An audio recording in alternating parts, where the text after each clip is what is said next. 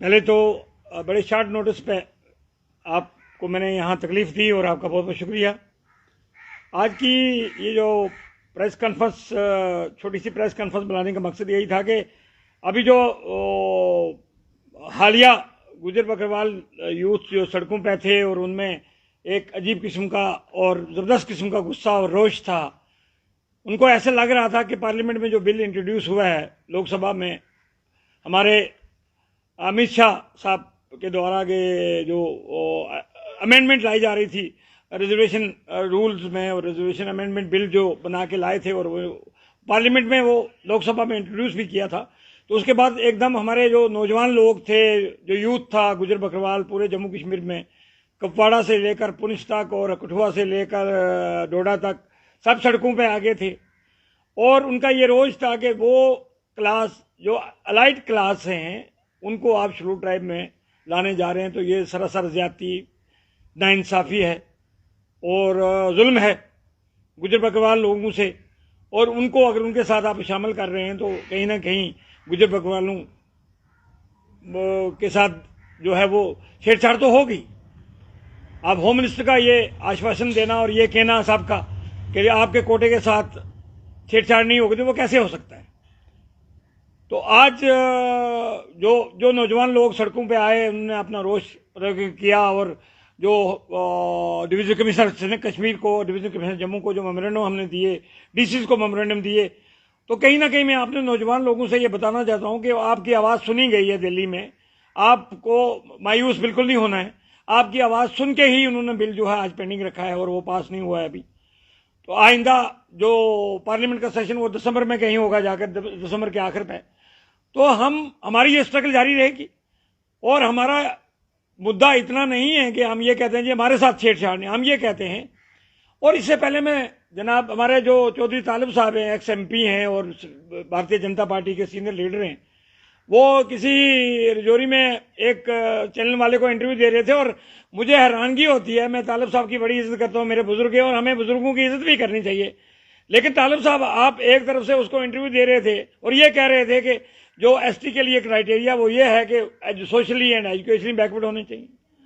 اگر یہ socially educationally backward یہ کرائٹیریا ہے، اس کے بعد دوسرا کرائٹیریا نومیڈک کلچر ہونا چاہیے، پھر یہ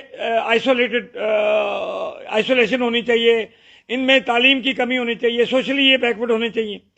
تو مجھے طالب صاحب،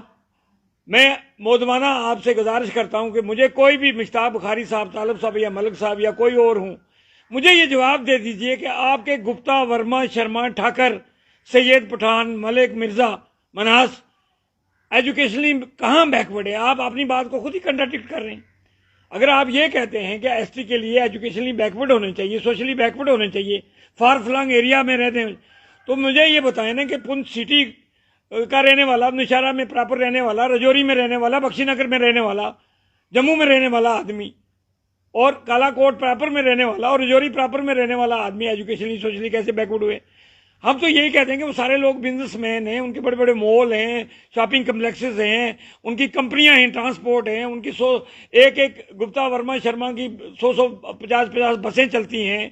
اور مجھے یہ بتائیں نا کہ کون سا گپتا کے ساتھ میرا کلچر ملتا ہے کہ ہم جی ایک جگہ رہتے ہیں، ہم ایک پانی پیتے ہیں؟ کون سا گپتا؟ اور اشتیاق بھٹی جو ہے، وہ اشتیاق بھٹی کی جو برادری ہے وہ مال مویشی کا کام کرتی ہے، اور گپتا صاحب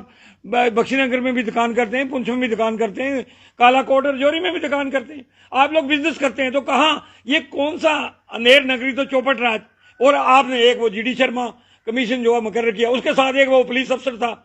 وہ اس کا نام مجھے نہیں آتا ہے کہ منیر خان کے کیا نام تھا اس کی ریپوٹیشن بھی اچھی نہیں تھی، وہ گجروں کے بہت خلاف آدمی تھا، اس کو آپ نے ممبر بنایا،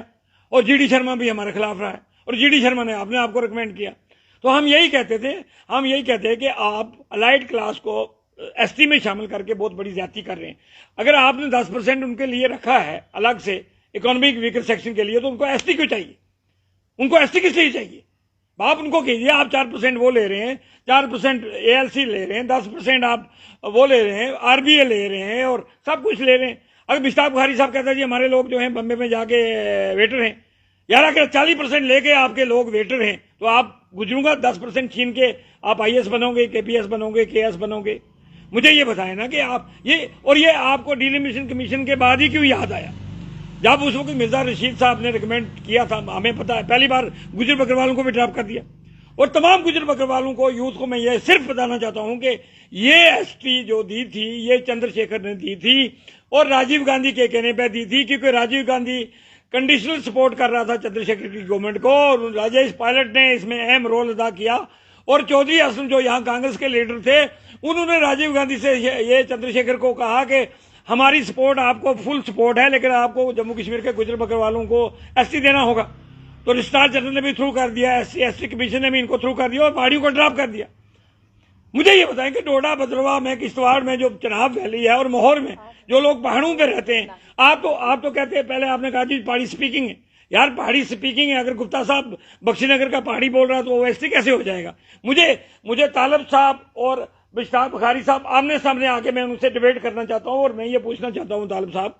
آپ گجروں کے لیڈر، گجر بکروالوں کے ووٹوں پہ ہمیشہ جیتتے رہے ہیں، آپ چند پہاڑی ووٹوں کے لیے آپ نے برادری کو جو ہے وہ، اور آپ یہ کہتے ہیں جی ہم یہ بات سمجھ نہیں رہے، ہمیں کوئی استعمال کر رہا ہے. طالب صاحب مجھے یہ بتائے خدا رہا، آپ کن لوگوں کی وکالت کرتے ہیں؟ اور میں آپ کو بتاؤں کہ ہم بزرگوں کی عزت کرتے ہیں، ہمارے بزرگوں نے، آپ لوگوں نے، طالب صاحب کا بھی کنٹریبیوشن ہے ایس ٹی دلانے میں، اور آج آپ یو ٹرن لے لیا. اگر تو اس دنیا میں نہیں ہے، ان کو کبھی گجروں کے ووٹوں کی پرواہ نہیں ہوئی، اور آپ کو گجروں اور آپ کو پہاڑیوں کے ووٹوں کی پرواہ ہے. کون سا پہاڑی آپ کو اور میں آپ کو کل وقت بتائے گا کہ آپ کو کتنے پہاڑی جو سپورٹ کریں گے اور کتنے ووٹ دیں گے. میں کوئی تفریح میں یہ کہتا ہوں کہ جناب رجوری کا وبودھ گپتا صاحب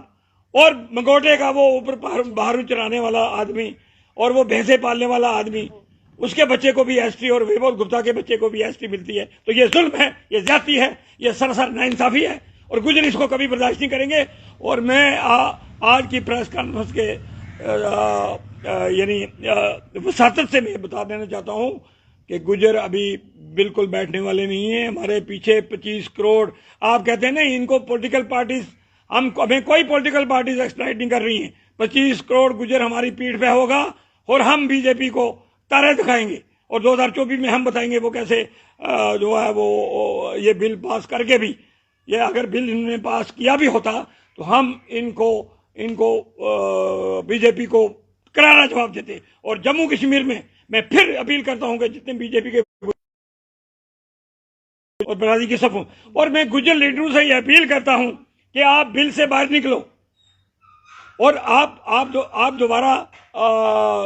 اس برادری ہوگا، آپ کے نعرے لگائے جائیں گے اور آپ کی ضمانتیں ضبط کی جائیں گی. میں گجر لیڈروں سے جنہوں نے وہ پریس نوٹ دی ہے، میں ان سے گزارش کرتا ہوں کہ چودھری طالب کے سمیت، غنی کوہلی صاحب کے سمیت، آپ سب لوگ، میاں الطاف صاحب کے سمیت، جاوید رانا اور چودھری اکرم اور اعجاز خان اور جو بھی قمر چودھری جوری والے جتنے بھی لیڈر ہیں، آپ فل فور میمورینڈم لے کے ہوم منسٹر سے ملو، پرائم منسٹر سے ملو، تب آپ کی معافی ہوگی، نہیں تو آپ سے سوشل بائیکاٹ بھی ہوگا اور آئندہ الیکشن میں آپ کی ضمانت کراؤں گی. نہیں میں تو آج بہت خوش ہوں کہ جو تلوار لٹک رہی تھی وہ ابھی تلوار تو لٹک رہی ہے، لیکن ایک دم آج ہمارا گلا کٹنے سے بچ گیا. تو ہم آئندہ رول بنیں گے. کوٹا ودن کوٹا تو امپاسبل بات ہے، یہ کوٹا ودن کوٹا سپریم کورٹ نے کہہ دیا ہے یہ. اور آج مجھے یقین ہوا ہے کہ بی جے پی گجروں پہاڑیوں کو لڑا رہی ہے، نہ وہ پہاڑیوں کی ہمدرد ہے نہ گجروں کی ہمدرد ہے، یہ پہاڑی بھی سن لیں. اور میں پہاڑی مسلمانوں سے یہ کہتا ہوں، آپ کو استعمال کر کے، آپ کو یوز کر کے، یہ گپتا ورما شرما ٹھاکر کو اندر لانا چاہتے تھے اور گجروں کو مارجنائز کرنا چاہتے تھے.